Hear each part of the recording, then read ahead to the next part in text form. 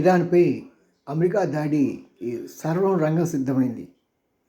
ఈ పరిస్థితిలో భారతదేశ రాయబారి కార్యాలయం ఇరాన్లో ఉన్న భారతీయులందరికీ తక్షణం ఇరాన్ ఖాళీ చేసి భారతదేశం కానీ మరి ఏ ఇతర సేఫ్ ప్లేస్లో కానీ వెళ్ళిపోవలసిందిగా ఆదేశించింది.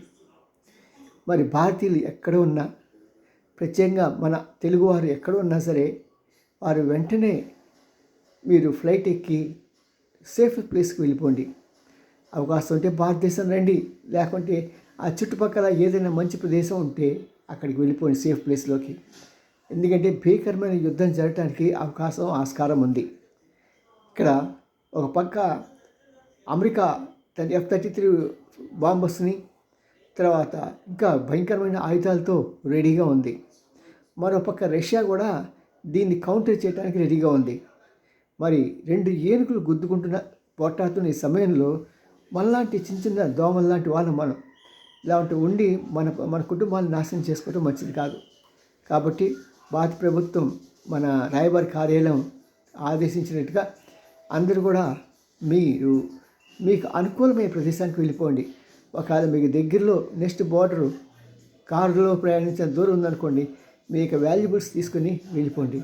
అలాగా మీ పిల్లల్ని వెళ్ళేటప్పుడుగా ప్రయాణం చూసి కావాల్సిన ఆహారాన్ని కానీ, వాటర్ని కానీ, పిల్లలతో వెళ్తున్నప్పుడు పాల డబ్బాలు కానీ అలాంటివి ఏ ఉన్నాయో జాగ్రత్త ఒక 5 నిమిషాలు 10 నిమిషాలు, లేకుంటే మీరు మీ ఇంటికి ఫోన్ చేసి నేను అర్జెంటుగా ప్రిపేర్ అయ్యేప్పుడు నేను ఆలోచించలేకపోతున్నాను, కాబట్టి మీరు ఆలోచించి నేను ఏం పట్టుకు రావాలి అనేది మీరు నాకు మెసేజ్ పెట్టండి. మీ ఇంట్లో వాళ్ళు సిద్ధంగా ఉన్నారు. ఒకవేళ వాళ్ళు లేకపోయినా సరే నేను సిద్ధంగా ఉన్నాను. మీ యొక్క అవసరం ఏంటో చెప్తే నాకు SMS ఇస్తే నేను మళ్ళీ మీకు SMS ఇస్తాను. కాబట్టి వెంటనే ఆ ప్రదేశాన్ని ఖాళీ చేసి బయటికి రావాల్సిందిగా ప్రభుత్వ ఆదేశాన్ని మీకు అందజేస్తున్నాను. నేను కూడా మీ సేఫ్టీ ప్రయాణం కోసం ఆ భగవంతుని ప్రార్థిస్తాను.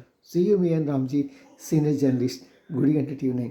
లైక్ చేయండి, షేర్ చేయండి, సబ్స్క్రైబ్ చేయండి. అన్నిటికన్నా ఇది ఇరాన్ దేశంలో ఉన్న ప్రతి ఒక్కరికి పంపించండి. ప్రత్యేకంగా ఆంధ్రప్రదేశ్లో ఉన్న ప్రతి ఒక్కరికి ఈ మెసేజ్ చేరాలి. ఎందుకంటే ఎక్కడ ఎవరు ఉన్నారో, బంధువు స్నేహితులు ఎవరో తెలియదు. కాబట్టి ప్రతి ఒక్కరికి చేరేట్టుగా మీరు ఈ వీడియోని పంపించి వాళ్ళకి ప్రాణదానం చేయవలసిందిగా నేను కోరుతున్నాను. బాయ్.